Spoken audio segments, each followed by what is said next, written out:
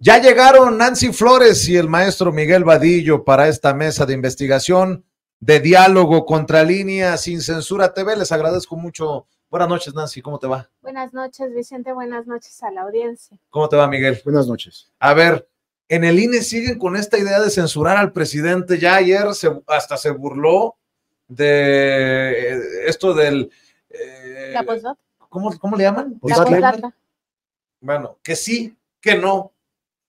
Ya la verdad esto es un ridículo, ¿no? Sobre todo de la Comisión de Quejas y Denuncias. Entiendo que le han complicado más de lo que tal vez se imaginaba el camino a Guadalupe Tadei, la consejera presidente del INE, esos consejeros y consejeras que le apuestan todavía al viejo régimen de Lorenzo Córdoba y Ciro Murayama, de querer ser políticamente hablando una oposición desde el árbitro electoral. Pero esto es una locura, ¿no? Esto de, señor presidente, tiene que poner esto al principio de sus mañaneras. Señor presidente, ya no, quítelo. En fin, Nancy. Sí, y hay que recordar cuál es el origen de esto, Vicente, porque el propio 21 de septiembre de este año, el INE, el Instituto Nacional Electoral, lo publicó en un comunicado.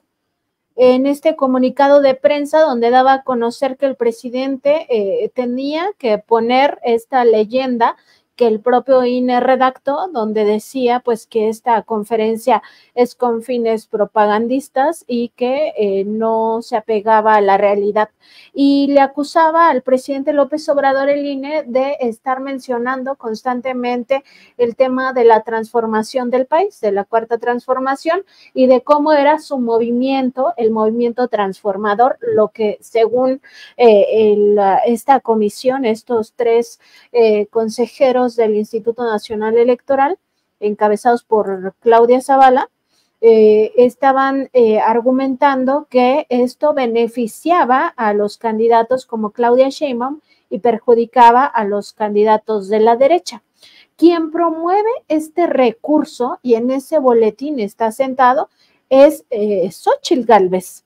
O sea, el INE le está haciendo el juego sucio a Xóchitl Gálvez, quien es la que pidió que se censuraran las conferencias matutinas del presidente, donde se refería a este movimiento de transformación, y el INE le ordena poner este membrete, y al final lo que hace el presidente pues es exhibir el ridículo del INE, ¿no? Al poner su postdata de decir pues si eres conservador, si te gusta la corrupción, si te gusta el clasismo, el racismo, la discriminación, entonces no veas este programa, porque a ese ridículo llegó el Instituto Nacional Electoral en beneficio de Xóchitl Gálvez. Y no hay que perder de vista que esto contraviene incluso los mandatos constitucionales. Aquí hay una violación a derechos humanos no solo del presidente de la República, sino también del pueblo de México, y es una violación al derecho humano a la libre opinión, una violación al derecho humano a la información, una violación a la libre expresión. Todos esos son derechos humanos, y el INE está pasando por encima de esos para beneficio del bloque conservador, como tú bien señalabas al inicio, Vicente. En realidad son los resabios de Lorenzo Córdoba, pero acompañados de los nuevos consejeros electorales, porque esa comisión de quejas y denuncias está integrada por 2 consejeros electorales que entraron en este 2023 por insaculación, porque no se llegó a un acuerdo en el Congreso, pero al final acaban siendo de esa misma corriente que busca privilegiar a la candidatura de Claudio X González Guajardo, que no olvidemos que es quien impuso en nombre del sector empresarial a Xóchitl Gálvez. Ahora sí que cuando no es el INE, es el Tribunal Electoral del Poder Judicial de la Federación, y vamos a decirlo claro, lo que viene no va a estar mejor ni más claro para el presidente, porque ya en el último año y con el proceso electoral encima, pues podemos pronosticar, y no tengo una bolita mágica ni nada que se le parezca, más de estos que consideramos muchos golpes censuradores desde el árbitro electoral, Miguel. Fíjense que el nivel de aceptación que hay social hacia el actual gobierno y concretamente al presidente de la República. Pero en fin, esa todo el trabajo que se hace desde las distintas dependencias gubernamentales. Esto ha metido mucha presión a estos órganos electorales en este caso, pero también a todo el Poder Judicial, a la Corte, a los jueces, a los magistrados, a los órganos autónomos. Se ha metido mucha presión porque se ha puesto ya la atención en ellos. Entonces, sí tienes toda la razón, que pueden venir, estamos viendo con esto que hizo la Comisión de Quejas, de prohibir que se ponga esta postdata, porque hay que decir, solamente dicen, no se debe poner la postdata, pero sí el mensaje del INE, ese se mantiene. Exacto. Y es una clara censura. Solamente nosotros podemos decir qué se escribe y qué no se escribe.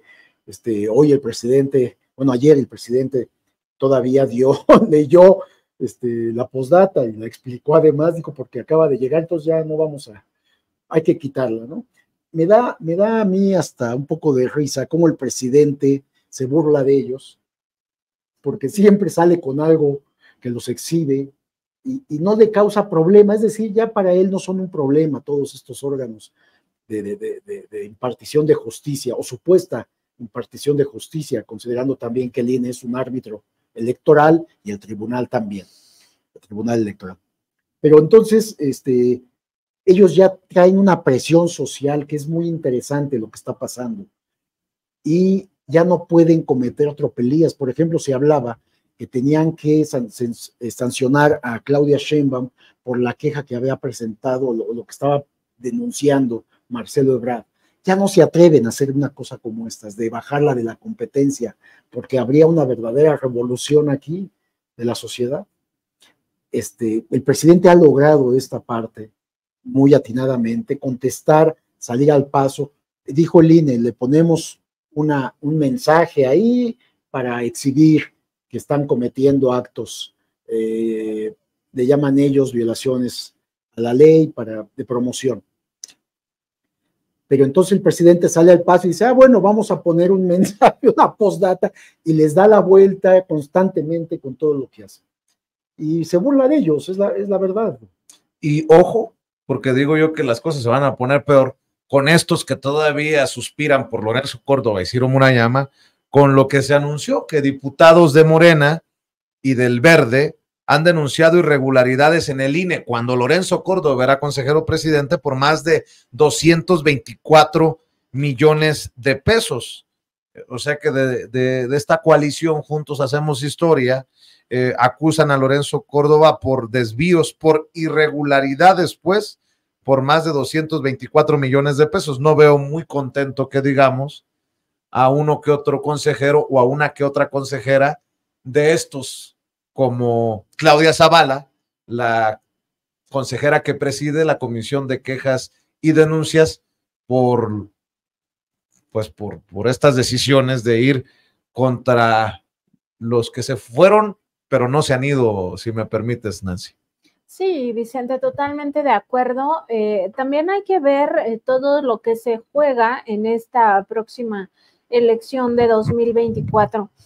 Cuando Miguel dice que el presidente les ha logrado dar la vuelta, yo no estoy tan segura. O sea, sí creo que los ha exhibido totalmente, pero también considero que estos órganos han hecho mucho daño. El Instituto Nacional Electoral, el Tribunal Electoral del Poder Judicial de la Federación han hecho mucho daño a la democracia y no de ahora, pues baste ver que ambos operaron los fraudes electorales de 2006 y 2012.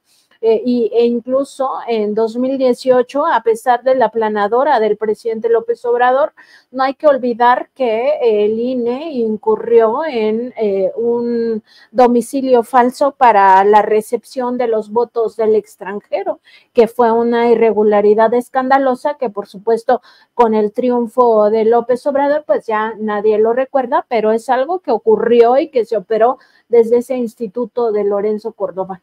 Y en el caso del Tribunal Electoral, baste recordar que en la elección intermedia, pues le restó curules al Movimiento de la Transformación para asignárselos a la derecha. y eso significó en la Cámara de Diputados particularmente un golpe a pues estas reformas de carácter constitucional y también un golpe al tema del presupuesto de egresos. Entonces, sí, hay muchos temas pendientes y muchos temas que van a quedar, digamos, a la espera de qué sucede en las elecciones de 2024, entre ellas el llamado Plan C, que es muy importante que se entienda que masivamente, si se está con la cuarta transformación o si se quiere un gobierno humanista y no el gobierno neoliberal que promete Xóchitl Gálvez de vuelta a nuestro país, ¿no? Con todo lo que ello significa, porque ella está diciendo que reeditaría la guerra contra el narcotráfico de Felipe Calderón, como si nunca se hubiera enterado que García Luna pues estaba asociado con el cártel de Sinaloa. Ella también ha dejado en manos de José Ángel Gurría el tema del proyecto de nación, y se lo ha dejado porque a José Ángel Gurría lo escogieron los empresarios y ella no tiene voz ni voto en realidad. Entonces, ¿qué se puede esperar del ángel de la dependencia, como se le conoce a Gurría?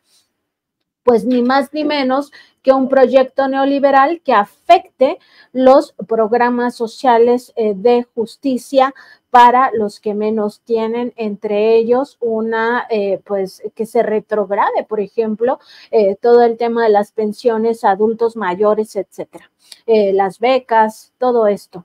Entonces, a mí sí me parece muy importante que se comprenda que si no se quiere que regrese ese modelo de desarrollo que privilegia solo a los que más tienen, a los más ricos, a los empresarios y sobre todo a las transnacionales, ni siquiera a las empresas mexicanas, sino los intereses de otros países, pues entonces masivamente se movilice la sociedad para que no ocurran fraudes a menor escala. Si bien no van a poder quitar la presidencia de la República, sí van a golpear la Cámara de Diputados, que es la que elige el presupuesto, y van a golpear las dos cámaras para que no haya mayoría calificada y con ello no se pueda hacer la reforma, entre otras, al Poder Judicial de la Federación.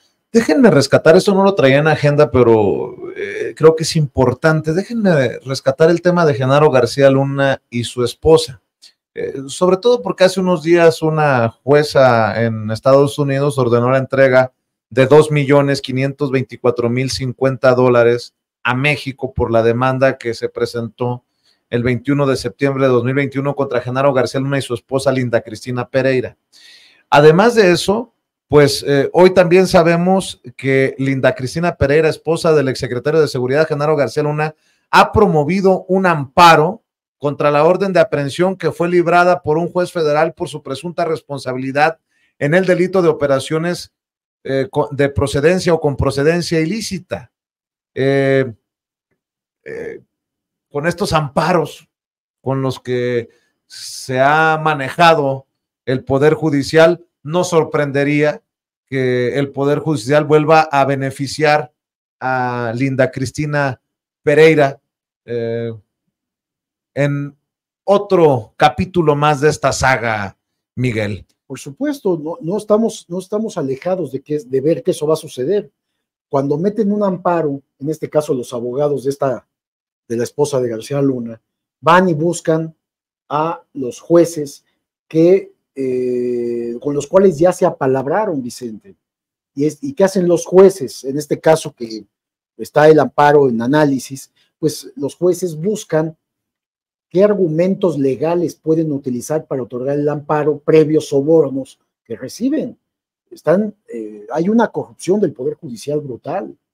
Entonces yo te diría que eso lo que sigue es ver el amparo que le otorgan a esta señora, a Linda Cristina Pereira, para que se congele la orden de aprehensión y ella pues tenga libertad. No tengo la menor duda, eso va a pasar. De hecho, estás adelantando lo que van a hacer. Bueno, eso ya se probó que el Poder Judicial eso está haciendo con los delincuentes. Hay que ponerle un ojo a personajes como Paloma Xiomara González, jueza segundo de distrito de amparo en materia penal, que admitió a trámite la demanda de garantías y fijó para el próximo 30 de octubre la celebración de la audiencia constitucional, donde se determinará si se le concede o no la protección a Linda Cristina Pereira. A ver, pues. Pero el nombre de esta jueza me suena muchísimo, ¿eh? No sé por qué motivo, ya ha estado en otros casos que han sido polémicos. Me suena, su nombre no es alguien común. Es que además tienen identificados a los jueces que están en colusión, fíjense nada más, en complicidad con ministros de la Corte, con magistrados, para dar estos fallos. O sea, hay una cadena, hay una ruta de corrupción que para estar otorgando estos amparos a delincuentes o a presuntos delincuentes, bueno, porque no han sido juzgados, supuestos o presuntos delincuentes. De tal manera que tú acabas de decir, esto yo te diría, esto es lo que va a suceder. Ya trabajaron el tema en lo oscurito, cuando se presenta, cuando hacen su supuesto análisis, ya lo analizaron, ya tienen la respuesta y ya cobraron por adelantado lo que les van a pagar como sobornos. Es el camino que está usando el Poder Judicial para liberar a delincuentes. Y en ese sentido, ayer lo platicábamos con Miguel, Nancy, también hay que seguir revisando el tema de la propia ministra presidente de la Suprema Corte de Justicia de la Nación, Norma Piña, por el tema de la distribución o no de los libros de texto gratuitos en el norte del país, sobre todo en Coahuila y en Chihuahua. Se le está señalando por esto de, pues al estilo Luis María Aguilar, guardar el expediente no sé por cuánto tiempo y bueno, pues así se las gastan, ¿no? Sí, totalmente. Lo que dio a conocer el día de ayer la Consejería Jurídica de la Presidencia de la República, pues es esta dilación indebida en el caso de la distribución de los libros de texto gratuitos para los niños y niñas de Coahuila, y es una negligencia brutal la que se vive en la Suprema Corte de Justicia de la Nación bajo el amparo de que ellos fijan sus propios tiempos. Sí, pero los fijan de acuerdo con los intereses que están defendiendo, que no son los intereses de la justicia, porque en este caso de Coahuila, pues ya se había visto que de entrada Luis María Aguilar Morales, el otro ministro que tuvo el expediente y que decretó pues que se suspendiera la distribución, primero tiene un conflicto de interés que ya fue demostrado en la revista Contralínea, con esta participación activa en una asociación civil llamada Instituto Mexicano del Amparo, que pues litigó contra los libros de texto gratuitos. Ahí hay un conflicto de interés por el cual este ministro de entrada se debió de haber excusado de conocer el tema. No se excusa, da la suspensión temporal para que no haya esta distribución y como ya vieron que este tema del conflicto de interés se les puede volver una bola de nieve al interior de la Corte, lo que hacen es que lo resuelva ahora la primera sala. Pero en vez de pues mandar el expediente a la ponencia del ministro Arturo Saldívar, pues Norma Piña con esta pues falta de vergüenza, ¿no? Lo almacena ahí como en su momento Luis María Aguilar almacenó otros procedimientos de carácter fiscal y simplemente no aplica la justicia. ¿Y qué significa esto? Pues que los niños de Coahuila, niñas, niños y adolescentes siguen padeciendo la falta de estos materiales educativos que son muy importantes para su formación.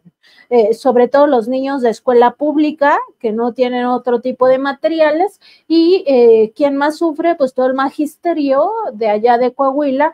En términos generales podemos ver que la justicia se aplica solo cuando a ellos les interesa sacar un tema o no les interesa. Lo mismo pasó en el caso de Uriel Carmona, donde la ministra Ríos Farjat, Margarita Ríos Farjat, a quien por cierto el presidente López Obrador ubica como una de los dos traidores, ¿no?, al movimiento de la transformación, pues en vez de enviar este encarte para que ya se supiera que el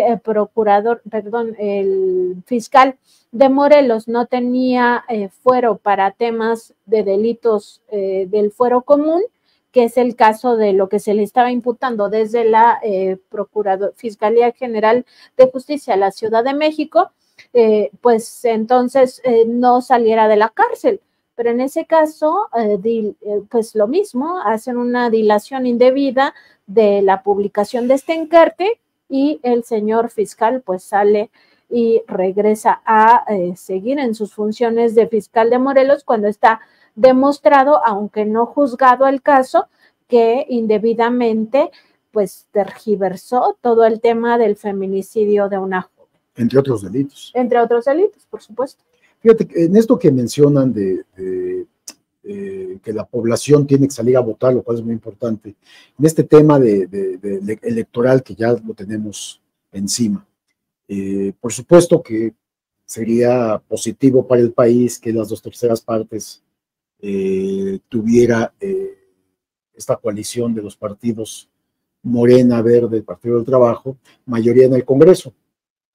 Si no se alcanzara, de cualquier forma hay un avance permanente de lo que está pasando en la administración pública del país. En este caso, por ejemplo, en la Corte, vienen 2 cambios de ministros que le tocan a Claudia Sheinbaum. Aquí el punto es identificar perfectamente quiénes son los aspirantes en la toma de decisiones que pondría o designaría la próxima presidenta Claudia Sheinbaum para los puestos de ministros en la Suprema Corte. ¿Por qué? Para que no pase lo que ya le ocurrió al presidente López Obrador, de que propone a Margarita Ros Farjat y al otro ministro, y resulta que se voltean totalmente y están apoyando todo, están con el otro grupo plenamente identificado con la derecha. González Alcántara. González Alcántara. Entonces, eso es importante. Es decir, hay un avance porque finalmente los cargos en estos tribunales de justicia, ya sean electorales, como pasó, por ejemplo, con la presidenta del INE, también, que es una persona que no está con ese grupo, es una sola, pero no está con ese grupo. Entonces estos cambios van siendo benéficos para la aplicación de las políticas públicas del país. Es decir, aunque no se alcance la mayoría calificada en el Congreso, se puede seguir avanzando en los próximos años. Tal vez no bastará tampoco un sexenio más para que haya una modificación total de todos estos órganos de justicia, pero sí se van a tener avances. Es decir, no hay una desesperanza. La población debe de saber que si no se alcanza o no se logra esta votación mayoritaria de los 35 millones, sí pueden, sí continúan los cambios y las modificaciones y la transformación que está viviendo el país, porque lo que se ha logrado en este sexenio, estos 5 años de gobierno y el año que falta, los 6 años, es mucho el avance. Por ejemplo, todo lo que tiene que ver con los programas sociales, no hay marcha atrás porque ya es constitucional. Y además, aunque intentaran modificar, que no les alcanzaría la oposición en el Congreso, ¿cómo van a poder ir en contra de las pensiones, becas, programas de apoyo directo? La población se rebelaría. Es decir, ya hay una conciencia de clase en todo lo que está sucediendo. Así es. Y bueno, en este sentido, me gustaría también poner sobre la mesa otros temas. Por ejemplo, empezar a evaluar algunas cosas de rumbo al 2024. Por ejemplo, Claudia Sheinbaum dice que los empresarios saben que lo mejor es un gobierno sin corrupción. Por ahí también va un tirito para los empresarios ferroviarios, para las grandes empresas. Ya ven que el presidente dice que una de sus objetivos y de sus sueños es también conectar a México a través de trenes de pasajeros, que sería una sensación. Dice la próxima candidata presidencial de Morena, como lo manejan en algunos medios de comunicación, que muchos empresarios respaldan a la 4T, y lo que llama la atención es que anda haciendo estos recorridos acompañada de Rommel Pacheco. Ayer precisamente lo platicábamos, Miguel, exclavadista del PAN, que se ha unido a los esfuerzos de Claudia Sheinbaum y que la acompaña en esta asamblea que encabezó en Manzanillo, Colima. No hay mayor satisfacción que alinear lo que uno piensa, sus ideas, con lo que uno siente, sus sentimientos, con lo que uno hace. Esa es la mayor satisfacción que va a tener en política y eso se logra en Morena, dijo Mario Delgado al darle la bienvenida a Rommel Pacheco. Bueno, se roban los titulares esto de la bienvenida a Rommel Pacheco, cuando creo que también es importante este mensaje a los empresarios. Dijo, y cito, los empresarios también saben que lo mejor que le puede pasar al país es que siga un gobierno en donde no haya corrupción y que sigan los gobiernos que apoyen a los que menos tienen en nuestro país, dijo Claudia Sheinbaum. Y así muchas declaraciones para los análisis que podamos hacer, Nancy. Esta declaración particularmente es muy importante porque es un mensaje claro al sector empresarial, un sector empresarial que está dividido. O sea, hay que recordar cómo empieza el gobierno de López Obrador, pues muy fuerte en materia de romper ciertos monopolios, como el monopolio de la farmacéutica, todo el tema de las medicinas, que era realmente un robo. Ha revisado también el tema de las prisiones, ha revisado todo el tema de los hospitales estos privatizados, que era un robo también a la hacienda al erario. Y muchos empresarios que estaban acostumbrados a la corrupción, hay que decirlo de esa forma, porque sus contratos los obtenían o pagando estos diezmos, que no solo eran diezmos, sino a veces era el 50%, hasta el 50% del costo de las contrataciones, o a través de tráfico de influencias, de información privilegiada, porque contrataban a los exfuncionarios de alto nivel, incluyendo presidentes de la República, expresidentes cuando ya abandonaban estos cargos, como pasó con Iberdrola, como pasó también con esta otra compañía de trenes en el caso de Ernesto Zedillo. Pues estaban acostumbrados a hacer negocios de esta manera. Y con López Obrador, pues se ha visto que estos negocios muy buenos para esos corruptos y muy malos para el pueblo de México, poco a poco se han ido desmontando. No es inmediato, porque el cambio tampoco puede ser inmediato, ni tampoco iba a ser tan radical, porque el presidente López Obrador desde un principio dijo que no iba a apostar por la expropiación, no iba a apostar por la estatización inmediata de ciertas industrias. Sin embargo, ha ido recuperando las industrias. Y lo que hace Claudia Sheinbaum no solo es retomar el discurso, sino retomar algunas banderas. Y a mí me parece muy importante, por ejemplo, señalar el tema de Calica.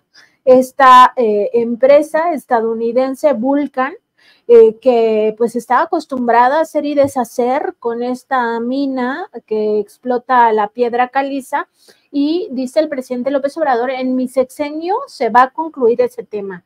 O sea, que ni crean que pueden llegar al siguiente sexenio y seguir haciendo y deshaciendo en esta región, que además es un paraíso en México, porque el presidente está buscando la forma de comprar estos terrenos, que además son terrenos muy grandes, y convertirlo en reserva de la biosfera. Y en ese contexto, Claudia Sheinbaum escribió un tuit que me parece muy importante, donde también señala que será fundamental recuperar los terrenos para beneficio ambiental de nuestro país. Entonces también le manda un mensaje directo a esta empresa, pero en general al resto. O sea, la transformación va en el sentido de seguir combatiendo la corrupción empresarial, que es una corrupción muy dañina para México, que por supuesto se hace en complicidad o connivencia con las autoridades federales, o se hacía con las autoridades federales, y que permitió pues estos grandes negocios para privados, y por supuesto con una ruta identificada de dinero hacia los bolsillos de los servidores públicos, y eso ya no puede seguir pasando. Y me quiero imaginar que también es un mensaje de no a la condonación de impuestos, a que las empresas sigan pagando lo que les corresponde fiscalmente, que es otro gran tema, ¿no?, del sexenio del presidente Andrés Manuel López Obrador, y uno se imaginaría que habrá continuidad o incluso, como se le llama, una profundización en esa situación fiscal, Miguel. Sí, bueno, pero además si ella dice A ver, no va a haber corrupción en la asignación de obras, es decir, no van a pedir desde el gobierno, como sucedía con los panistas o priistas, no se va a pedir el famoso diezmo, que a veces no era diezmo, era el 20, 30, 40, hasta 50% se pedía a los empresarios. A un empresario que realmente quiere hacer negocios porque tiene una empresa que funciona, que opera, necesita contratos, hace una inversión, tiene una empresa que funciona, que compite para ganar los contratos, pues a ellos les interesa que no les cobren una comisión, que no paguen sobornos para que les den los contratos, que tiene capacidad de competencia. Esto estamos hablando es un llamado al sector empresarial que realmente busca competir en la legalidad. El llamado es, si ustedes son empresarios corruptos, no van a tener cabida para obtener contratos en el actual gobierno. Entonces, un empresario que ha hecho su labor empresarial con honestidad, no tiene problema. Le habla a los dos sectores, al grupo empresarial, que es el que está en contra ahora, estos que obtenían contratos que no cumplían o con unas ventajas descomunales porque habían sobornado a las autoridades, que vienen de gobiernos foxistas, panistas y peñistas. Es claro que el mensaje es muy importante, lo que les dice Claudia. A ver, no hay corrupción aquí, no va a haber corrupción en este gobierno que yo voy a encabezar, así que ustedes van a poder competir con libertad y van a obtener contratos sin problema alguno gubernamentales. Ya no va a haber el diezmo. A una empresa normal eso le interesa, claro. Pero es también un llamado a la inversión extranjera. A ellos les interesa que no les cobren el 10%, este famoso diezmo, para obtener contratos, ¿no? De hecho, venían las empresas del extranjero y sabían que tenían que dar un moche a los funcionarios priistas o panistas en el pasado. El llamado ahora es, vamos en la ruta, vamos a continuar lo que está haciendo este gobierno, no se les va a cobrar ese porcentaje. Entonces, para ellos hay una mayor utilidad. Es decir, es un claro lenguaje, un mensaje muy sencillo y simple que le manda al sector empresarial, que va a hacer una labor de obtener utilidades, sí, pero en la honestidad total, ¿no? Hablando de mensajes, a veces son mensajes contrarios o hasta me sorprenden los de Xóchitl Gálvez. Ayer con Joaquín López Dóriga, dice Xóchitl Gálvez que llevará su gabinete, ella todavía sigue creyendo que puede ganar, a gente de partidos y también de fuera, que Miguel Ángel Mancera, Enrique de la Madrid, Ildefonso Guajardo y Beatriz Paredes trabajarán en su equipo. ¿Y dónde quedó lo ciudadano de este frente? ¿En dónde quedó pues el aire fresco? Claudio X. Sí. A ver, Mancera. Híjole. Con expedientes abiertos. Cuidado. Enrique de la Madrid, un junior de la política. Que nunca ha hecho nada. Ildefonso Guajardo, que me apuras tantito y pues lo que más llegó a ser fue secretario de Economía con Peña Nieto, y Beatriz Paredes, que sería pues una vergüenza. Beatriz Paredes, que tuvo que aceptar la imposición de Xóchitl Gálvez y terminar en el equipo de Xóchitl Gálvez sería pues una tristeza de cómo está cerrando una historia que se le pueden decir muchas cosas a Beatriz Paredes, pero es una de las mentes ahí de esa oposición. Pues vaya caso, vaya anuncios y vaya mensajes, señales que envía Xóchitl Gálvez, querida Nancy. Sí, pues a mí no deja de darme risa, o sea, es que ya cada declaración de Xóchitl Gálvez inevitablemente acaba dándome risa, Vicente, porque es una candidatura que no logra cuajar, o sea, no es como las gelatinas que ella vendía de chiquita y que seguramente habían cuajado. Bien sabe, ¿eh? Bien sabe. Esta no, en realidad, esta candidatura pues no acaba, ¿no? Y se ve ya preocupado al sector que la eligió, se ve preocupado también a los partidos políticos, no saben qué hacer con Xóchitl Gálvez no sabe qué hacer con esa candidatura tampoco, y pues se acaba declarando cosas también tan ciertas, pero incluso pues maquillándolas, ¿no? Como cuando dijo el fin de semana, pues que a ella la mitad del país ni siquiera la conocía. Pues en efecto, o sea, ella misma nunca se vio como candidata a la presidencia de la República, nunca lo creyó posible, porque ella se veía más como candidata de la Ciudad de México o para la Ciudad de México. ¿Y qué significa esto en el fondo? Que la apuesta que hicieron tanto empresarios como los propios líderes de los partidos opositores ha sido una apuesta que nació derrotada, pero sobre todo que al basarse en estos supuestos análisis sesudos de publicistas, de expertos en mercadotecnia, pues al final no acaban leyendo la realidad mexicana. En la realidad mexicana actual no es posible crear un producto publicitario que llame a votar masivamente por una persona, primero, que no acaba demostrando que es indígena, sino al contrario, pareciera que plagia también su identidad indígena. Después que plagia su trabajo de titulación para graduarse como ingeniera en computación y que ni siquiera sabe conectarse vía Zoom a una conferencia como estuvo circulando también en redes, ¿no? Una persona que no sabe cómo ante un momento de crisis de su propia campaña reaccionar. Con el tema, por ejemplo, también de su Casa Roja. En fin, o sea, una persona que está involucrada incluso en temas que pudieran rayar en el llamado cártel inmobiliario cuando ella fue jefa de esta alcaldía Miguel Hidalgo.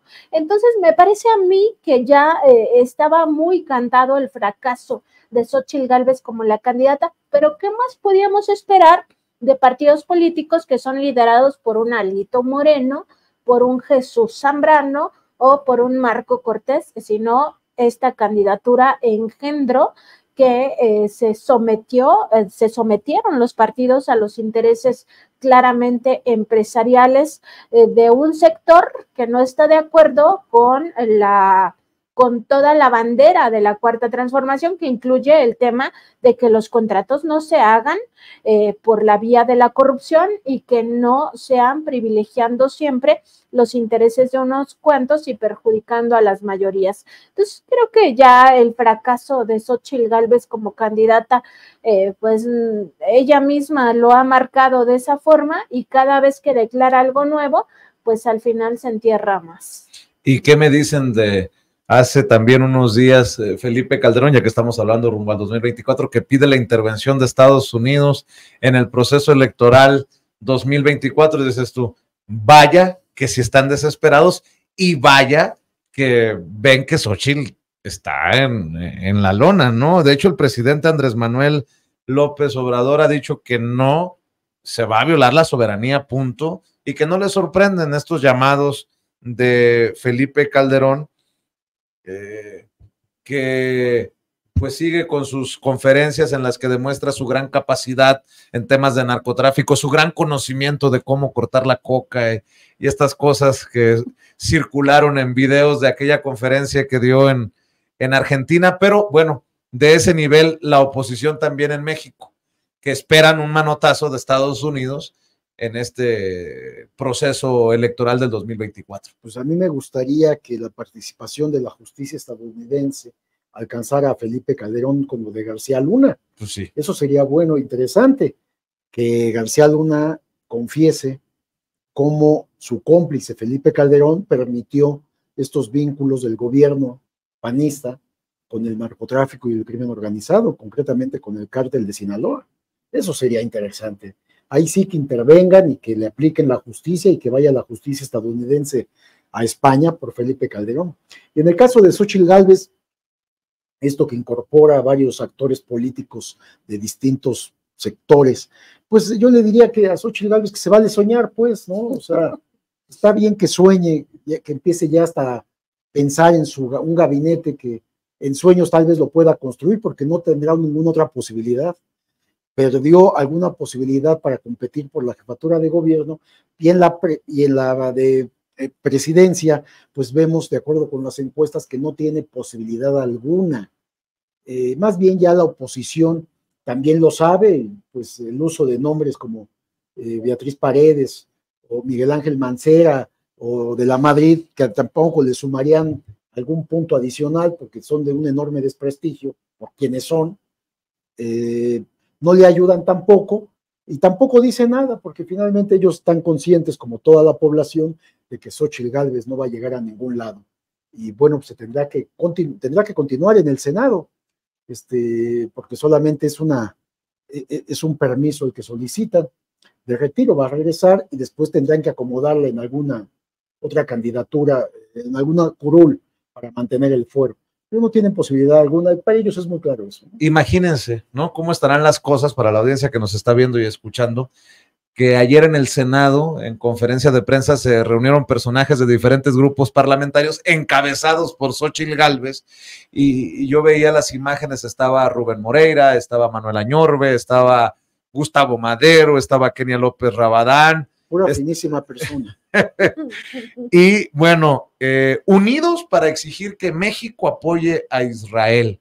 La politización de este conflicto, que me parece también grosero, ¿no? Porque muchas veces desde la ignorancia o con un sesgo que no ayuda al entendimiento de una situación como la que está ocurriendo al otro lado del mundo y que tiene al mundo precisamente en vilo y que va diametralmente opuesto a una contundente declaración de ayer de Alicia Bárcena, la canciller, que lo dice claro, y creo que es en referencia a la queja de la Embajada de Israel en México de que pues el mantenerse neutral termina beneficiando o apoyando al terrorismo. Bueno, Alicia Bárcena es muy clara, muy contundente en este mensaje que sube precisamente a redes sociales y dice, seamos claros, México aboga por la paz, el diálogo y la protección de civiles sin matices. Instamos a terminar con ataques indiscriminados y la violencia contra civiles por parte de Hamás y por parte del ejército de Israel en Gaza. Creo que también lleva un mensaje no solamente hacia afuera, sino hacia adentro, de déjense de estar jugando a la politiquería con esto que es muy delicado y que genera toda clase de opiniones y de pasiones, ¿no? Por lo que está en juego y porque además es un conflicto histórico, Nancy. Es histórico y también hay que ver que las víctimas están de los dos lados y ninguna víctima vale más que otra. La vida humana vale exactamente lo mismo. Aquí no estamos ante subhumanos en el caso de los palestinos y por tanto lo que se requiere es una búsqueda de paz. Entonces a mí me parece que la posición de México es firme, pero al mismo tiempo vuelve a sus orígenes, los orígenes que están plasmados en la constitución política, que es exactamente no meternos en los conflictos de otros, pero además no promover la guerra. Nuestro país tiene que mantenerse en una ruta por la paz mundial, aunque parezca un eslogan desgastado. En realidad todos deberíamos apostar por la paz y no promover la guerra, porque las desgracias que conlleva la guerra, pues no solo es la muerte inminente de personas, como está ocurriendo en el conflicto Ucrania-Rusia, sino también significa dolencias al resto del planeta. El planeta sufre cuando se dan estas guerras de muchas formas, incluido el tema económico. pero no solo es el tema económico, todas las industrias sufren y al final también se genera un daño ambiental por el uso de estos misiles, en fin, cosas que ni siquiera podemos dimensionar. Entonces me parece que México tiene que ir en esa ruta, una ruta que está plasmada desde hace muchísimas décadas y que en realidad nuestro país debería, pues incluso de promover acciones ante la ONU para sacarla también de esta parálisis, que es un poco la crítica que hacía al inicio de la semana el propio presidente López Obrador, de que la ONU está pues en una parálisis permanente, que no sabe cómo actuar. Entonces, si esta organización internacional ya no nos sirve también pensar como planeta, que necesitamos otra alternativa para buscar la paz, para también tener una dimensión más clara de lo que significa para los pueblos pobres, para los pueblos sin voz, que grandes hegemonías militares los aplasten, porque en el caso de Palestina me parece muy claro que el terrorismo también ha venido desde Israel, o sea, decir que jamás es el único terrorista en esta circunstancia que se está viviendo es un error. Israel también ha cometido cualquier cantidad de crímenes de lesa humanidad contra el pueblo palestino y eso no se suele ver por el silencio también cómplice de los medios corporativos. Ya que mencionabas la ONU, a mí me sorprende que el presidente destape a Héctor Vasconcelos, el senador Héctor Vasconcelos, como su representante. Sí, como su propuesta, es lo que buscaba decir, como embajador ante la ONU, ahora que se regresa Juan Ramón de la Fuente. Te lo digo porque aquí en este estudio, el propio Héctor Vasconcelos, cuando se manejaba quién llegaría en lugar de Marcelo Ebrard, yo le mencionaba, ¿no le gustaría, senador? Me decía, ya por mi edad, no estoy para esos trotes. Bueno, pues a mí me sorprende que ahora el presidente lo considere para ser el embajador ante la ONU, un señor, en la extensión de la palabra, Héctor Vasconcelos, generoso siempre con este espacio libre como el viento. Ya ustedes me darán su opinión, pero otra cosa que hay que decir, no sé si quieres regresar a este tema, Miguel, pero ayer en conferencia de prensa, Mario Delgado se refirió a Marcelo Ebrard, por eso se lo voy a plantear a Miguel, que es un tema que hemos conversado en diferentes mesas de investigación contra Líneas Sin Censura, y Mario Delgado, el presidente de Morena, descarta una desbandada de legisladores ebrardistas. Dice Mario Delgado que ya se reunió con la mayoría de esos legisladores afines a la visión de Marcelo Ebrard y afirmó que le han dicho que ellos son leales al movimiento y de hecho señala en conferencia de prensa que ya tienen tareas asignadas para apoyar a Claudia Sheinbaum rumbo al 2024. Si esto es así como dice Mario Delgado, pues adiós Marcelo, y te quedaste chiflando en la loma solito, ¿no? Si ya tienen hasta tarea asignada rumbo al 2024, pues las golondrinas, por favor, que suenen duro. De esto último, porque también quiero comentar algo de lo de el comunicado o las declaraciones de la embajadora de Israel en México, pero de esto último, sí, yo sé que es más escándalo, más ruido lo que están haciendo para ganar posiciones políticas, pero por supuesto no van a romper con Morena.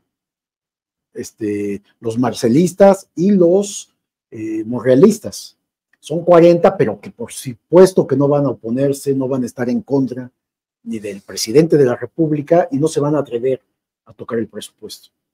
Así que esto me adelantaban también hoy en la mañana en una reunión que tuve con funcionarios de gobierno, con analistas, que esta vez es algo más de negociación, de posición para negociar, pero no va más allá del escándalo mediático que se le está dando a este impulso, ni tampoco que vayan a salir o a renunciar para irse a otro partido político y debilitar a esta fuerza que se está buscando en el Congreso. Pero bueno, volviendo al tema anterior, esta posición parcial e interesada, lógica, diría yo, de la embajadora de Israel en México, pues no podía decir otra cosa finalmente. Lo que deben de entender también que este país, que este gobierno sobre todo, pues es un gobierno que tiene una posición clara sobre la política internacional. No hay sumisión, como ya no lo hubo con Estados Unidos. Se le puso un freno a todas las decisiones estadounidenses.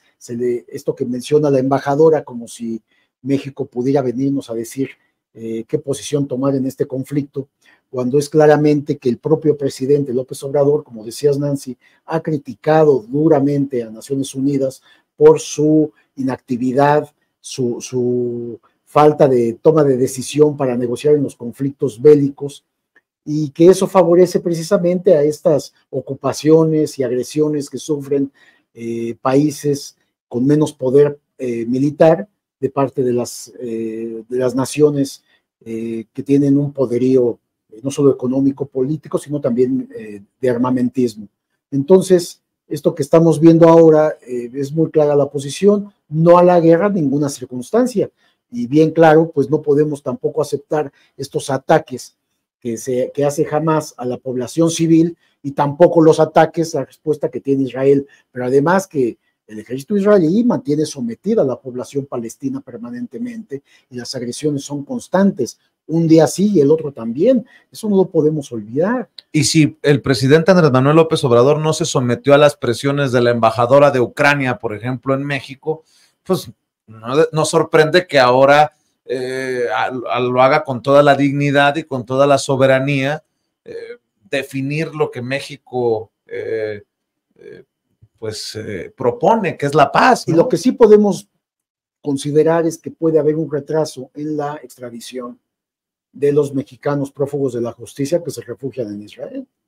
Ahí sabemos que el próximo día 16 es la audiencia en donde Andrés Roemer, intelectual, exdiplomático, excónsul, pueden retrasarse más el regreso a México, aunque ya lo haya prometido el gobierno de que lo van a devolver. Es claramente un violador con todas las evidencias que se han presentado, y puede suceder esto, y también podemos irnos olvidando de la extradición de Tomás Herón. Pero bueno, pues no por eso. Al menos por el momento, ¿no? Por el momento, pues puede retrasarse. En el caso de Tomás Herón ni siquiera está arrestado, detenido, y no hay, ahí se han opuesto, hay otros intereses económicos.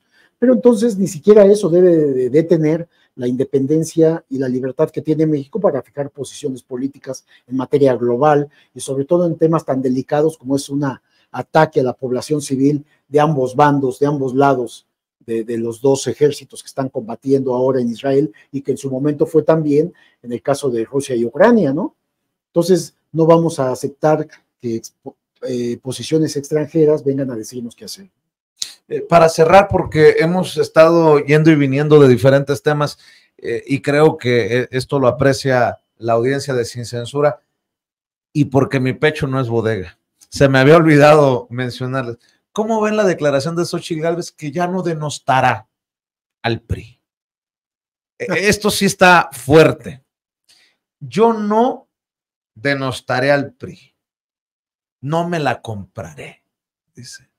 Pues no era ella la que hasta piñata rompía con el logo del PRI. Estamos viendo el desmoronamiento día tras día, palabra con palabra, declaración con declaración, precisamente por esta alianza contra natura. Ya no denostará, pobrecita, ya no denostará a los señores que son unas blancas palomitas. Que los tiene al lado, ¿no? Sí. Y que llamará a su equipo, Ildefonso Guajardo y todos estos que mencionábamos. Es que no es una alianza contra natura, en realidad siempre han trabajado de la mano el PRI y el PAN en la construcción del siempre han sido corruptos y abusivos. Claro, además, eso, ¿no? De trabajar. O sea, sí, claro, siempre han robado de forma accionado. Siempre han robado a este país, ¿no? Entonces, para dejarlo todavía más claro. Entonces, o sea, me parece a mí que Xóchitl pues se ha desenmascarado totalmente en términos de que no tiene ideales.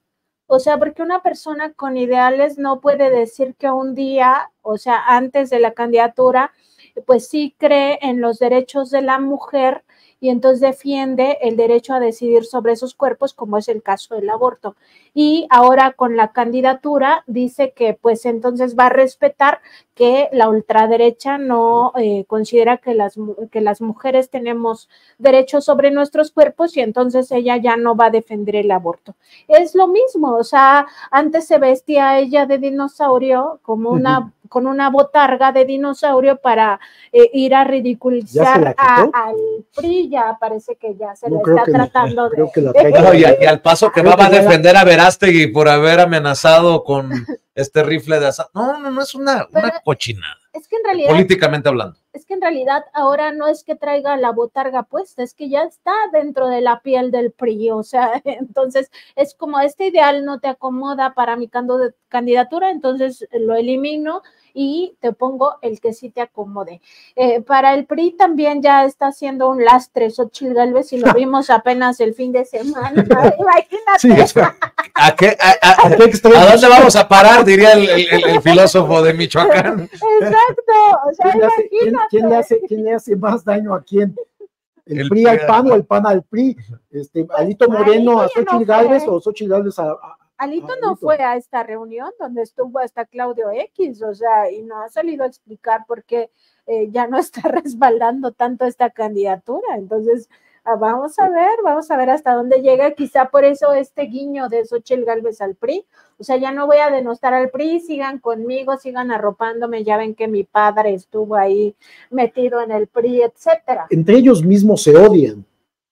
No se quieren, se desprecian, se identifican en cuanto a que son ladrones todos y hablan de la corrupción de manera natural, pero se odian, no se quieren, pero los une un objetivo común. Quisieran quitar al actual gobierno, quisieran quitarle la presidencia a lo que viene, quisieran estar otra vez en el poder para seguir robando. No lo van a poder hacer. Y esto que mencionas de Xóchitl Gálvez, pues es una incongruencia más. Ya a mí ni me sorprende. Puedo escuchar cualquier cosa de ella, cualquier cosa de Alito, cualquier cosa de Marco Cortés, y de Zambrano, pues ya ni lo mencionemos, ¿no? Pues yo creo que hay que por ahí enumerar las contradicciones, las hipocresías, así es, para servirle en ese sentido también a las audiencias rumbo al 2024. Mi querida Nancy, ¿por qué no cerramos invitando a esta audiencia diferente e inteligente para que apoye los esfuerzos que realizan ustedes en diferentes trincheras? Estamos en Facebook, Twitter, Instagram, YouTube y TikTok como Contralínea y en Spotify, iVoox y Apple Podcast como Contralínea Audio. En nuestro programa de lunes a viernes a las 10 de la mañana es un programa de noticias y a la 1 de la tarde, lunes, miércoles y viernes en nuestra mesa de contradebate por nuestras redes sociales y también en esta mesa de investigación Contralínea sin censura de lunes a viernes a las 8 de la noche. Por supuesto, los invitamos a todos estos espacios y también a que visiten nuestra página www.contralinea.com.mx. Pues ya nos veremos en otra mesa de investigación Contralínea sin censura. Está movidita. Querido Miguel, querida Nancy, muchas gracias por acompañarnos. Que pasen excelente noche. Buenas noches, Vicente. Gracias. Y a usted que nos está viendo, le recuerdo que todos somos sin censura y que se viene este diálogo intenso, extenso y sin censura a continuación.